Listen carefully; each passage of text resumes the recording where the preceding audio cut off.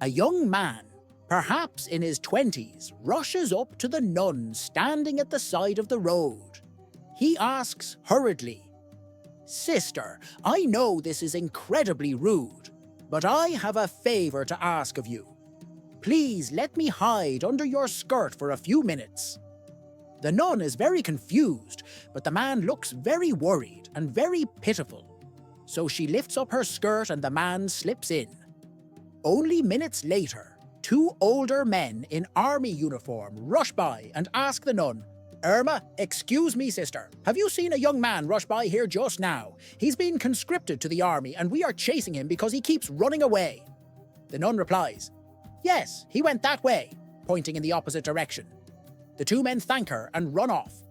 The young man, as soon as the two officers leave, crawls back out of the dress and stands up. "Thank you, sister.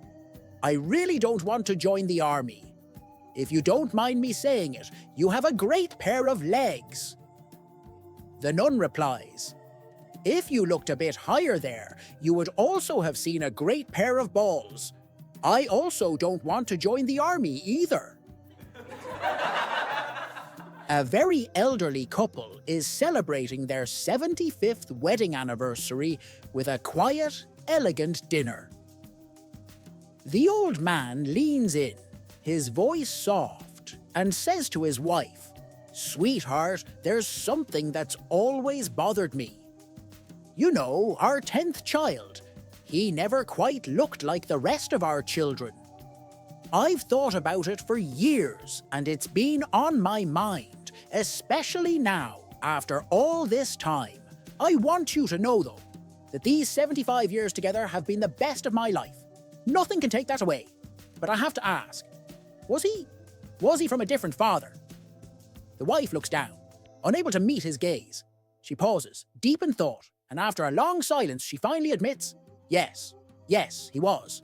The old man, visibly shaken, can hardly believe what he's hearing. The reality of her words stings more than he anticipated. With a tear in his eye, he asks softly, Who was the father?" The wife takes a deep breath, her head still lowered, and after what seems like an eternity, she quietly replies, "You." The other day, a lady in her 70s walks into the store, visibly trembling. Her hands shake, her steps are tiny, and she looks flustered. She leans in and whispers, "Do you sell the X1000 high-powered?" I pause for a second, then nod.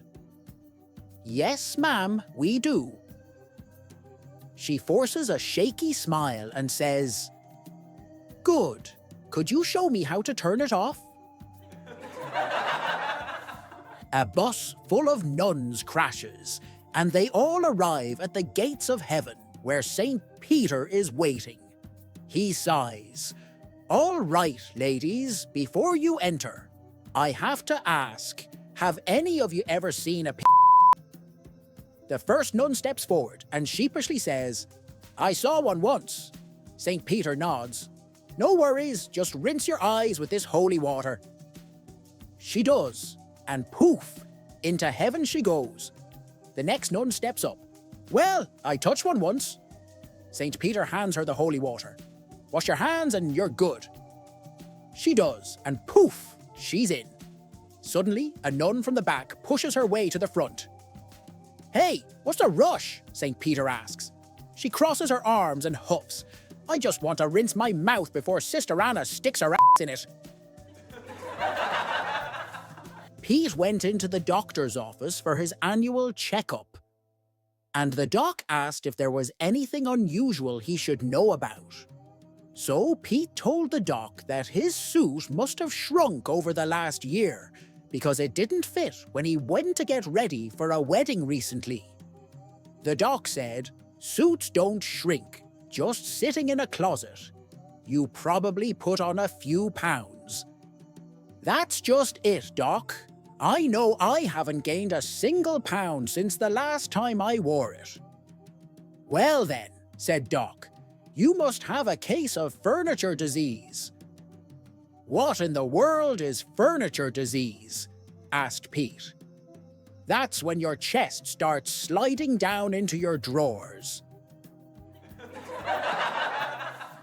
At the pearly gates, an elderly gentleman stands before St. Peter. All you need is one good deed, and we'll let you into heaven, St. Peter says. The old man smiles. No problem. Just a few minutes ago, I was driving when I saw a motorcycle gang harassing a young woman at an intersection. I pulled over, marched right up to the biggest, meanest biker. He had to be over 7 feet tall and 400 pounds, and told him that picking on a woman was a cowardly act. I wasn't going to stand for it. St. Peter leans in, intrigued. And then what? Well, the man continues, I reached up, yanked out his nose ring, and gave him a swift kick where it counts, just to drive the point home. St. Peter flips through the book of life, frowning. That's not in here. When exactly did this happen? The old man glances at his watch. Oh, about 5 minutes ago. A brunette, redhead, and blonde are stranded on the edge of a cliff. An angel appears and instructs them to jump off the cliff and say out loud what they would like to land on safely. The brunette goes first. She jumps and says, "Pillows!" She lands on a pile of pillows at the bottom. The redhead goes next. She jumps and says, "Feathers!" She lands on a mass of feathers below. The blonde walks up to the edge, but trips on a rock, yelling as she falls off.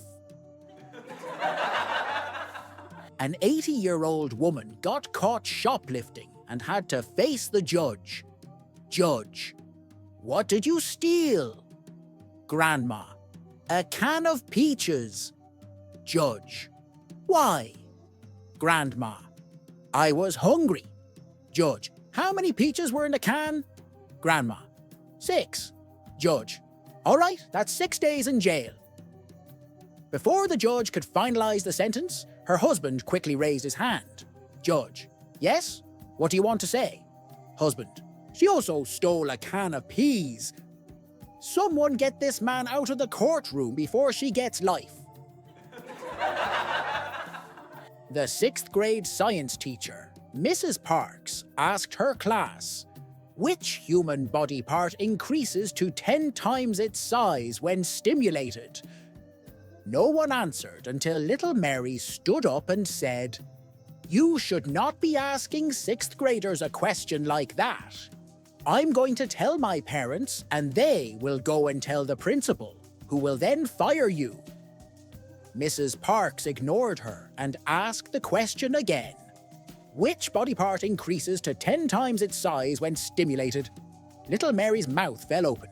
Then she said to those around her, Boy, is she going to get in big trouble. The teacher continued to ignore her and said to the class, Anybody? Finally, Billy stood up, looked around nervously and said, The body part that increases 10 times its size when stimulated is the pupil of the eye. Mrs. Parks said, Very good, Billy, then turned to Mary and continued. As for you, young lady, I have 3 things to say. 1, you have a dirty mind. 2, you didn't read your homework. And 3, one day, you are going to be very, very disappointed. A man placed some flowers on the grave of his dearly departed mother and started back toward his car when his attention was diverted to another man kneeling at a grave. The man seemed to be praying with profound intensity and kept repeating, Why did you have to die? Why did you have to die? The first man approached him and said, Sir, I don't wish to intrude on your private grief, but this demonstration of pain is more than I've ever seen before. For whom do you mourn so deeply? A child? A parent? The mourner took a moment to collect himself, then replied, My wife's first husband. For his wife's birthday, a doctor ordered a cake with this inscription, You are not getting older. You are getting better. When asked how he wanted it arranged, he said, "Just put, you are not getting older at the top, and you are just getting better at the bottom." It wasn't until the good doctor was ready to serve the cake that he discovered it read, "You are not getting older at the top, you are just getting better at the bottom." Joe grew up in a small town, then moved away to attend college and law school. He decided to come back to the small town because he could be a big man in this small town. He really wanted to impress everyone. He opened his new law office, but business was very slow at first. One day he saw a man coming up the sidewalk. He decided to make a big impression on this new client when he arrived. As the man came to the door, Joe picked up the phone. He motioned the man in, all the while talking. "No, absolutely not. You tell those clowns in New York that I won't settle this case for less than $1 million. Yes, the appeals court has agreed to hear that case next week. I'll be handling the primary argument, and the other members of my team will provide support." "Okay. Tell the DA that I'll meet with him next week to discuss the details." This sort of thing went on for almost 5 minutes. All the while, the man sat patiently as Joe rattled instructions. Finally, Joe put down the phone and turned to the man. "I'm sorry for the delay, but as you can see, I'm very busy. What can I do for you?" The man replied, "I'm from the phone company. I came to hook up your phone." "So let me get this straight," the prosecutor says to the defendant. "You came home from work early and found your wife in bed with a strange man." "That's correct," says the defendant. "Upon which," continues the prosecutor, "you take out a pistol and shoot your wife, killing her." "That's correct," says the defendant. "Then my question to you is, why did you shoot your wife and not her lover?" asked the prosecutor.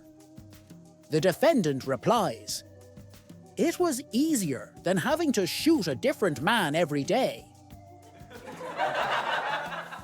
The teenage granddaughter comes downstairs for her date with this see-through blouse on and no bra.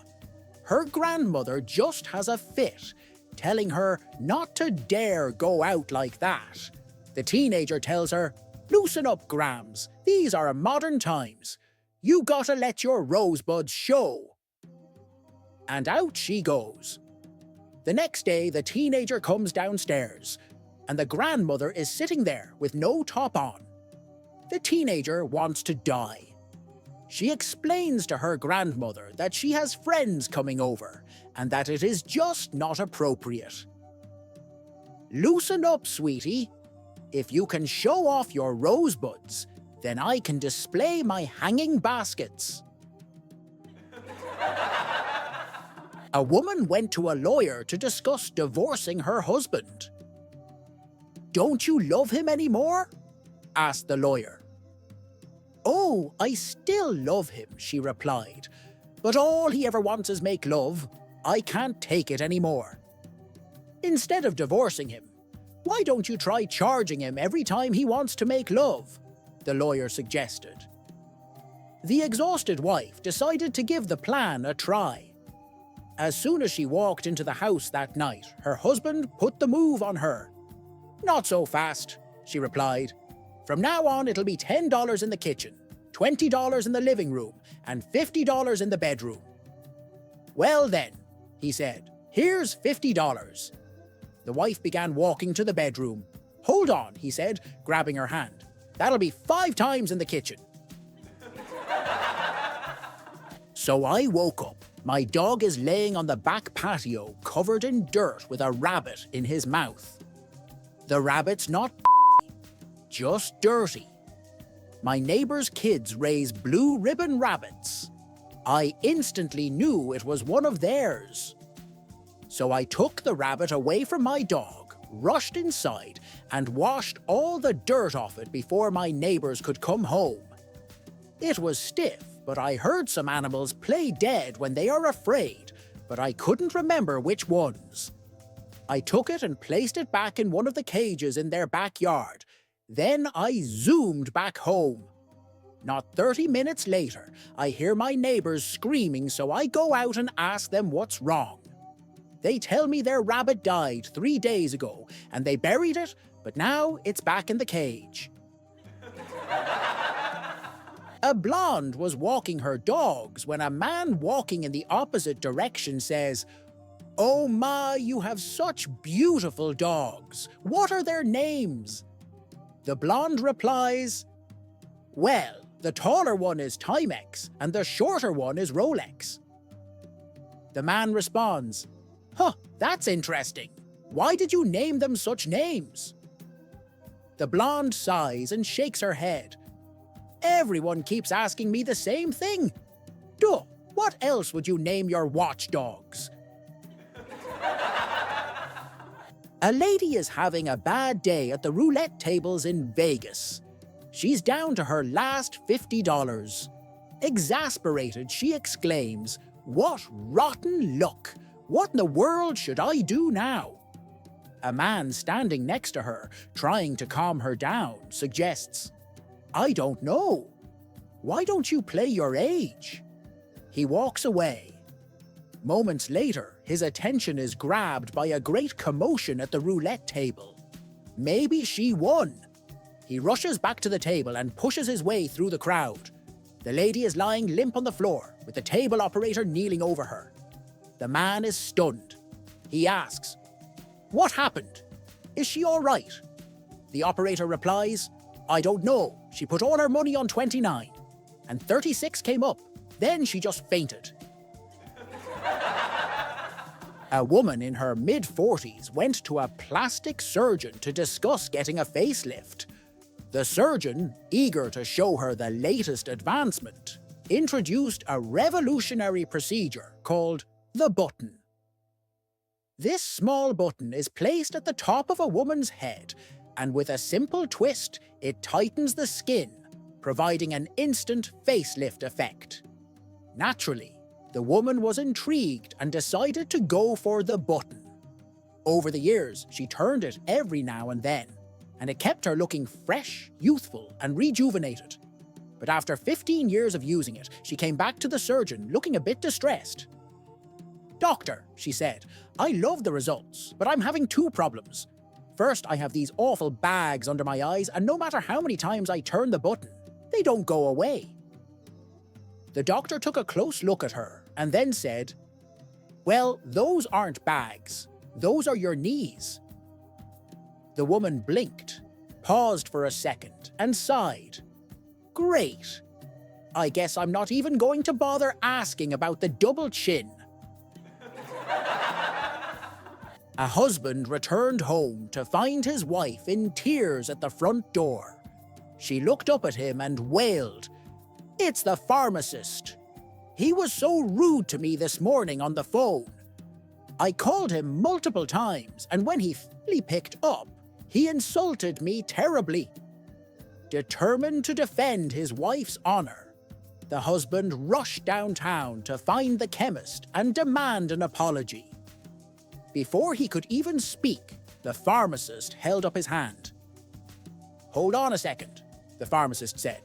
"You've only heard one side of the story. Let me explain what happened." He took a deep breath and started.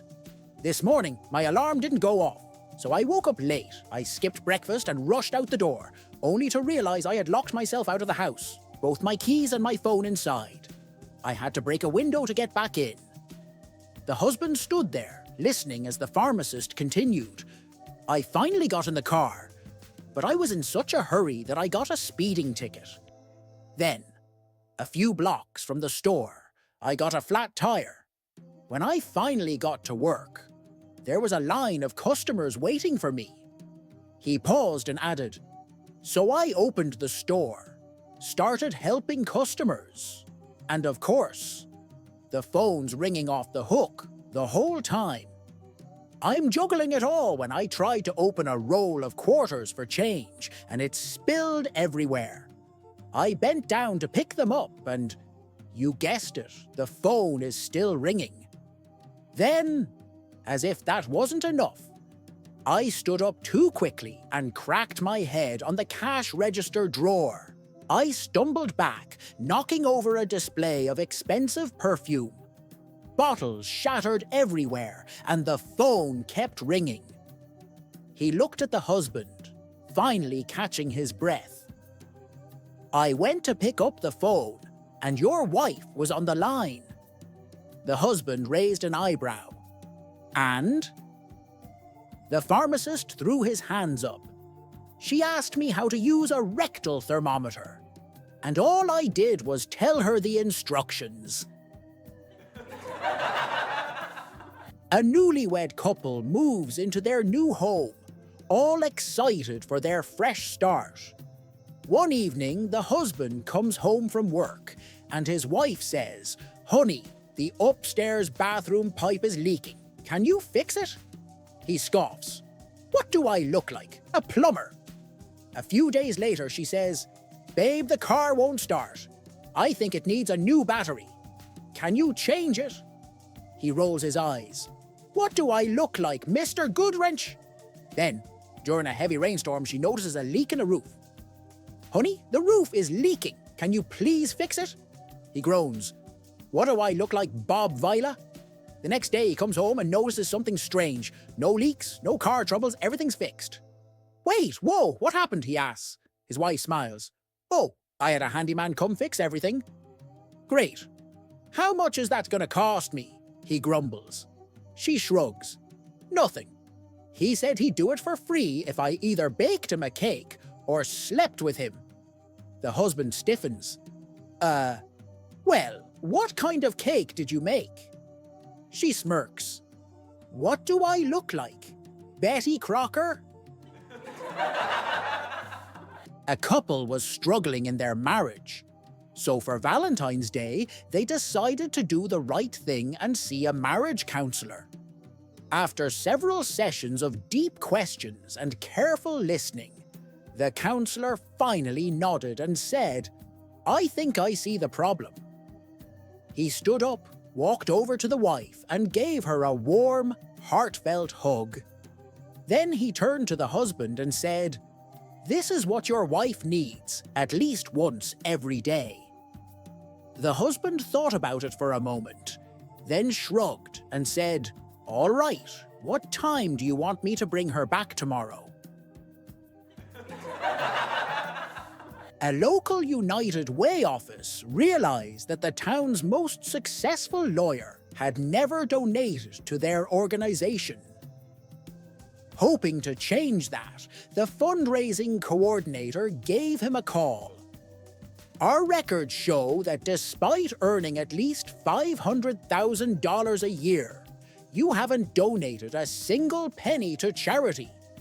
Wouldn't you like to give back to your community?" The lawyer paused for a moment before responding.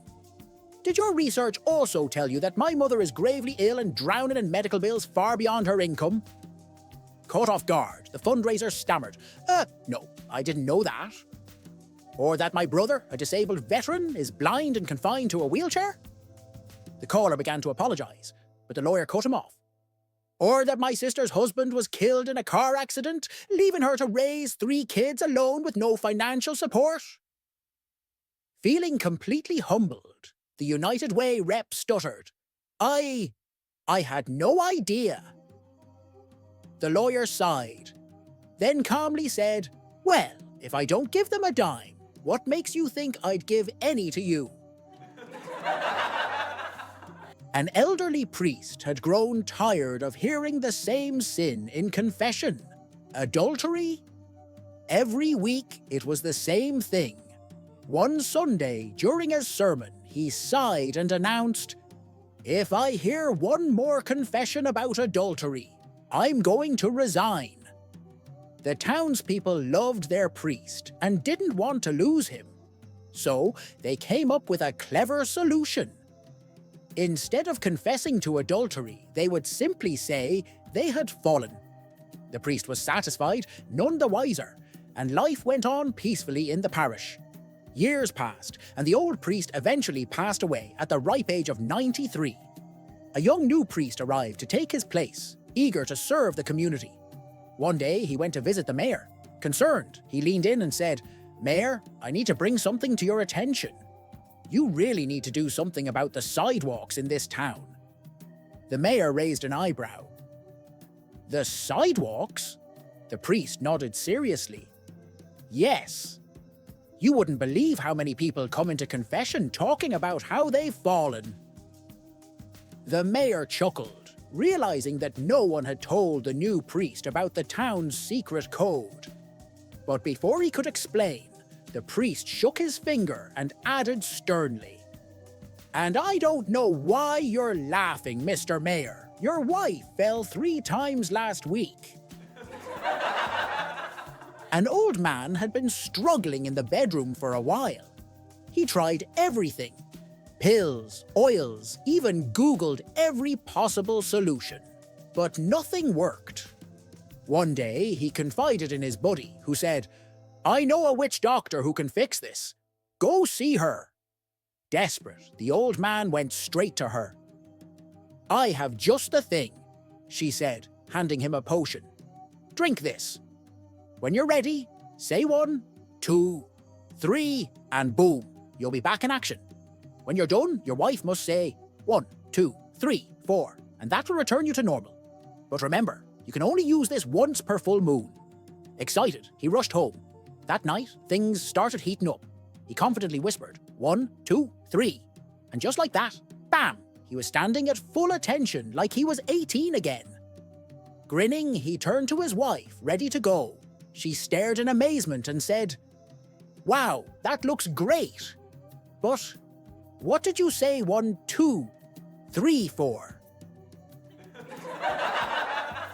Late one night, a burglar broke into a house that he thought was empty. He tiptoed through the living room, but suddenly froze in his tracks when a loud cried out, "Jesus is watching you." Silence returned to the house, so the burglar crept forward again. "Jesus is watching you!" The voice boomed again. The burglar stopped dead in his tracks. He looked around frantically. In a dark corner, he spotted a bird cage, and in the cage was a parrot. "Was that you who said Jesus is watching me?" he asked. "Yes," said the parrot. The burglar breathed a sigh of relief. Then he asked the parrot, "What's your name?" "Clarence," said the bird. "That's a dumb name for a parrot," sneered the burglar. "What idiot named you Clarence?" "The same idiot who named a Rottweiler Jesus," the parrot replied. An elderly couple walks into a divorce lawyer's office, both looking calm yet determined. "We'd like to file for divorce," the husband states. The lawyer, taken aback, looks at the old man and asks, "Sir, may I ask how old you are?" "I'm 98 years old," the man replies. The lawyer then turns to the wife. "And you, ma'am?" She nods and says, "I'm 94. The lawyer frowns. "And how long have you been married?" The husband proudly answers, 75 years. The lawyer, now completely baffled, leans forward. "I have to ask, after all these decades together, why now?" The husband sighs, glances at his wife, and then back at the lawyer. "We wanted to wait until the children died."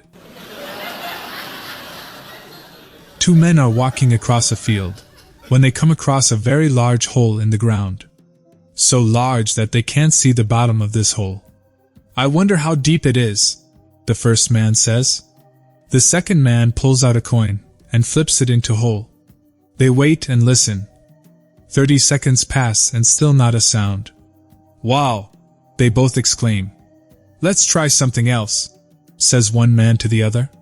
They spot a large rock nearby, and with a struggle, they get the rock to the hole. They roll it in, wait and listen, still nothing. "My goodness! How deep this hole must be," says one man. "Let's try that huge log over there," says the other. Again, with a struggle, they haul this huge log to the hole and roll it in. As they wait and listen, and seemingly out of nowhere, a goat runs up and jumps in the hole. As they both look at each other in shock, they hear a tractor coming across the field.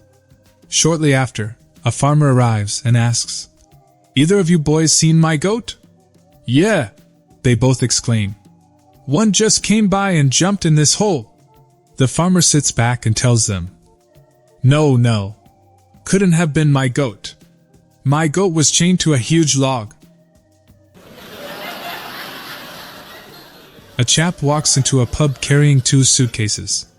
He puts them down and orders a drink. As he pays, the barman notices that he is wearing a large watch. "That's a large watch," says the barman. "See, I told you." "This watch," says the man, "is the very latest in high-tech gadgetry. It'll tell you the time anywhere in the world. It's got GPS positioning, sat-nav, and night vision.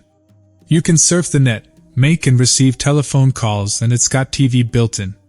That's Sky, terrestrial and Sultana Sport, by the way, and you can download the latest movies which it projects through a micro projector onto any flat surface."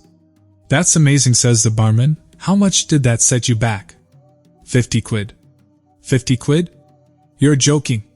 "No, in fact, I'll sell it to you for £55 if you like." "Done," says the barman and hands over the cash. The bloke hands over the watch and the barman straps it on and starts admiring it and playing with the buttons.